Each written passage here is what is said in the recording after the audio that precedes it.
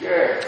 Now that you've completed your internal, external thickness test, dowel plate inspection, you have two tests left. A leakage test and a pressure test.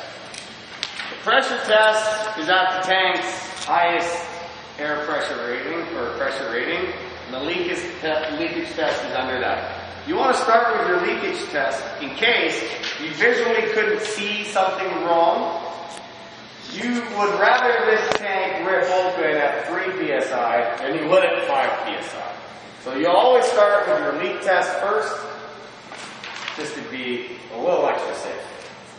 Before you get started, you need to pull out your testing inspection procedure book, and you want to go to the relevant procedure. Here we're doing for pneumatic tests. Okay? And then here it's going to explain to you, you want to ensure that your tank is secured. Sniff your tank, which we did at the very beginning of our video.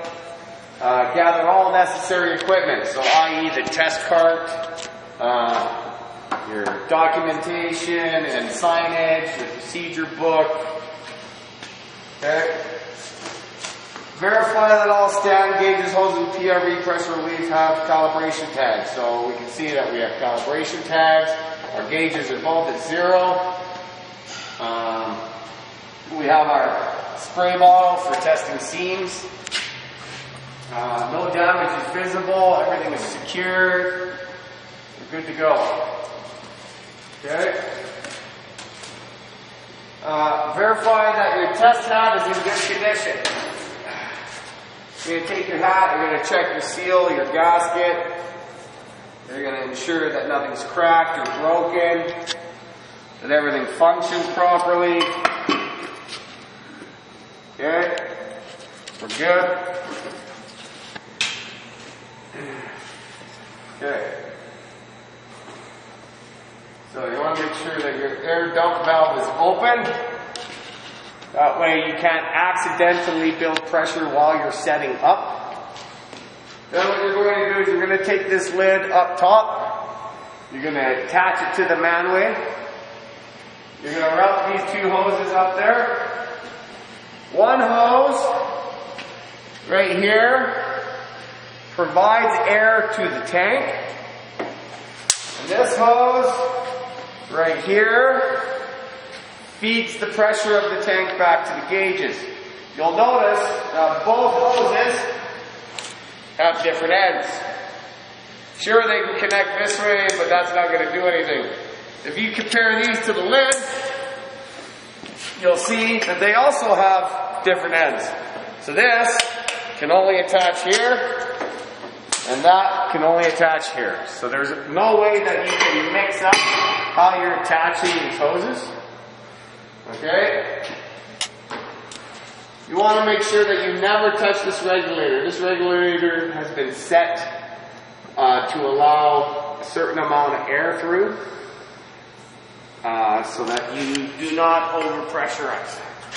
Once you get your lid attached up there and tighten it down and you've attached your hoses, you've ensured that all your valves are closed. So right now you should have a sealed barrel. There's no way this air can get out of this tank. What you're going to do then is you're going to take shop air supply.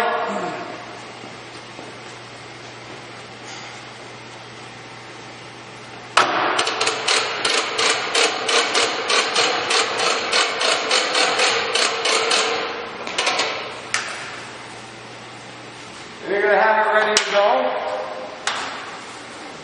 Then you're going to take your tank under pressure. You're going to take it to the tank. You're going to tell everybody in the vicinity that this tank is going to be under pressure to stay away and stay clear and not to touch the tank. Then you want to take your air supply and you're going to attach it to the cart. So right now we have air at the regulator. You can see the regulator is energized. The second I open this valve, it's going to feed air through this hose. That's attached to this man lid. And just so for testing, so you can see when I apply air, air comes out. But when this lid is attached up there,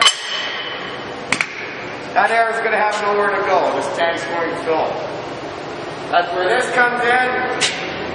It slowly reads the air pressure in the tank and sends it back to our gauges.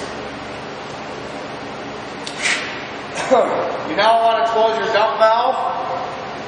Otherwise, as you're filling, air is just going to come out. And you want to slowly open your air supply. As you're filling, right now it's coming out, but as you're filling, these gauges are slowly going to move up. You want to get your gauges up to your 3 psi for your leak test. Once you've achieved your 3 psi, you're going to close the air and remove the air supply. So that way, if someone accidentally hits this, you can't overpressurize this tank. Now that you have the tank at your 3 psi, you need to do your inspection. We know that all the outlets are closed, so the only thing receiving any sort of pressure right now is that barrel. Now's the time where you want to go and spray all your welds all around the head, all around these repads, into the weep holes, all along this heavy bottom, anywhere that something's welded to the tank, here, this fender line, all the way down, underneath the repads, every seam, all across here, along this frame, because the frame is welded to the heavy bottom, this repad, this head weld, this button, and all the way over. These couplers, all of these repads, the heavy bottom seam, the shell seams, the fender, the frame, the underneath, this head, this repad. Then you're going to go underneath, you're going to spray the sump, all the welds, the valve. You're going to spray all the cross members where they're welded to the tank, any couplers or outlets under the tank. You spray every single weld. You spray every single valve. Then you go up top, you finish your seams because you can't reach it from down here. You do your tunnel seam all along the outside, you do your tunnel seam all along the inside, you do the tunnel ends along the top, outside and inside, front and back. You do the repad for the landing. Anything attached to this barrel must get sprayed to ensure that there's no leak. Now that you've verified that there are no leaks, you need to let this tank sit for a minimum of 20 minutes at this pressure. At this pressure. While you're waiting for it, you may never leave this part. Because if something was to happen, you are not here to keep watch. You're to keep tapping these gauges to verify that they are operating at the exact same, checking to see if there's any droppage. There's a note to this. Every tank that you fill with air will have a slight droppage the first time. There's expansion. You need to top it back up to the 3, remove it, set it down. At that point, if there's no leaks, it will never drop again. Even if there's no leaks, the first time you fill it up, it's going to drop a little. It happens because there's expansion in the tank itself. So, now you sit and wait 20 minutes. You watch these gauges. You can take that time to fill out your paperwork, your other paperwork, get things going, do what you need to do, but don't leave this area. After your 20 minutes, if this tank has not lost pressure at the 3 psi, then you know the barrel is good. You now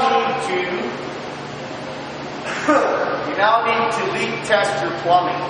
The best way to do that is with the tank already pressured, is to make sure that the ends either have valves or cam locks.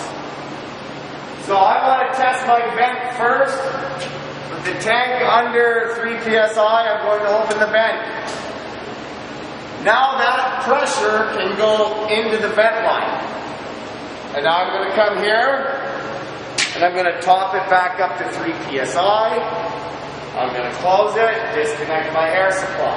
Now I'm going to come over here, I'm going to go up top, I'm going to spray the vent valve itself, I'm going to spray the welds on the vent pipe, I'm going to spray the hip clamps at the joint and on both sides where the gasket is, every bit clamp. Then I'm going to spray where this placard holder is welded to the vent to ensure that there's no leak here at this weld. Then I'm going to spray this weld, and ultimately I'm going to spray where this cam lock is threaded on to ensure that the threads are not leaking. Right now, this will be under pressure. Right here, this cam lock. Okay, because we opened that valve up top to allow the pressure out, and this was our stopgap so that we could test this pipe. Now that we verified that the vent line is good, you're going to open your sump valve. Again, you're going to make sure that this outlet valve is closed. And because you're testing that valve, this cap needs to be off. Because if this valve was to leak, with this making a seal, you would never know because it would hold pressure. So you need this off. You're going to open your sump. You're going to attach the air. You're going to top it back up to 3 psi. You're going to stop it. Remove your air supply. You're going to go underneath. You're going to spray the valve. You're going to spray the cam locks. You're going to spray the welds on this flange.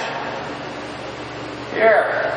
And you're going to spray this side of the valve here to ensure that there's no leaks here.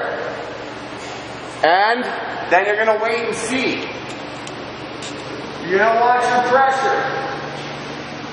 If it drops at all, then you could have what the valve is leaking pressure through. So now you need to verify that. You can spray inside, use a flashlight. If you see bubbles, you know this valve has failed. If you have no drop in pressure, then this whole system is fine. So what you then need to do is put the cap back on, close it up tight, which I'm not going to waste my time doing because it's stiff. Then you're going to open this valve. Now, your air is up to here. So, you're going to make sure that you don't lose any air pressure, attach, top it up, remove. Then you're going to come back over here, and you're going to spray these threads and this cap. Make sure there's no leaks. Now that you've verified your barrel has no leaks, your plumbing has no leaks, you've just completed your